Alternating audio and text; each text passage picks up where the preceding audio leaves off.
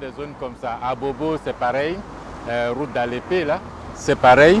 Si le plan d'urbanisation tenait compte de tous ces sites naturels, ce qui vient d'Abobo, ce qui vient de Cocody, et qu'on prenait le soin de faire de vrais égouts. Et on prend le temps, on creuse, on aménage, et puis on canalise les eaux de pluie. Et les ingénieurs là savent faire les courbes de niveau, ils savent voir comment, où l'eau va passer. Et puis on le fait sérieusement, on couvre comme des égouts dans les grandes villes, sous les routes. Et puis bon, l'eau va circuler, on sera tranquille. La question de Cocody est beaucoup plus complexe que ce qu'on traite à la 2 ou à la 3. Que l'inondation de la zone là-bas du golfe de Cocody est une inondation dont le traitement doit se chercher plus en hauteur du côté de Angré, du côté de la 7e tranche, du côté de la Palmeraie, où il y a des digues, où il y a des zones de circulation naturelle de l'eau, que ce sont ces égouts qu'il faut aménager d'abord. Sinon, traiter la 3 à chaque saison des pluies, on n'arrivera jamais. Et tout le sable que vous avez vu dans les caniveaux, mais c'est du sable qui vient d'où? Ce n'est pas des gens qui ramassent pour aller mettre, c'est le sable de l'érosion. Et tant qu'on ne se contentera de faire que les parties utiles aux voitures et puis on ne s'occupe pas de tout ce qui est urbanisme, tout ce qui est pelouse, tout ce qui est planting d'arbres, bon, l'érosion va continuer et le sable de l'érosion va boucher les caniveaux.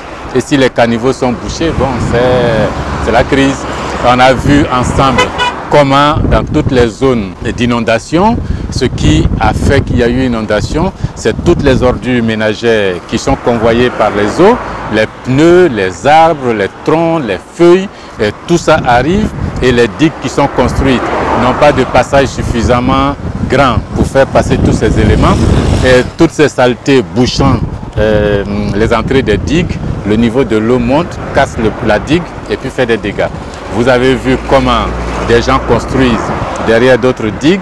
Vous avez vu comment une digue est en train d'être transformée en route. Traitons les problèmes à la racine, ne traitons pas les effets, sinon ce sera des dépenses périodiques, annuelles, qui seront comme de l'argent jeté par la fenêtre. Il ne faut pas accuser les pauvres, il ne faut pas accuser les quartiers précaires, parce que tous ceux qui construisent là ont eu souvent, dans les villas, là, en tout cas des autorisations en bonne et due forme.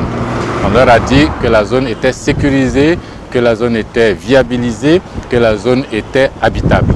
Ils ont construit, sauf qu'on ne leur a pas expliqué que l'État n'a pas fait son travail et que l'érosion, le ramassage des ordures ne se faisant pas, les voies de circulation des eaux deviennent des tas d'ordures et ce sont ces ordures-là qui causent les dégâts. Je ne vais pas accuser le régime de Ouattara de maltraiter le problème.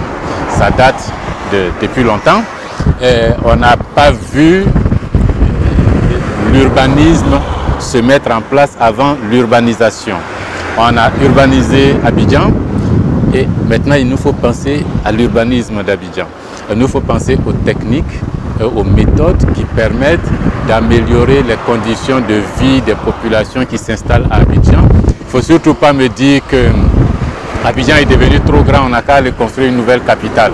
Si on n'apprend pas à résoudre le problème à Abidjan, il va se poser dans la nouvelle capitale, on ne saura pas le résoudre. Il faut résoudre le problème, il faut bien poser le problème de l'assainissement, bien poser la question de l'urbanisme et puis travailler là-dessus. Ce n'est pas du travail qui se fait en une journée, mais au moins qu'on se mette d'accord qu'Abidjan doit avoir des égouts, qu'Abidjan doit avoir des caniveaux de bonne taille et que sous chaque route, en même temps qu'on passe au-dessus les hommes et les voitures, qu'en dessous, il y a un système qui puisse convoyer les eaux, qui puisse convoyer le sable, les boues, et puis qu'en surface, on puisse aussi ramasser les ordures, que tout ça soit fait de façon méthodique, et puis les générations suivantes vont s'en sortir, mais il ne faut pas politiser la question.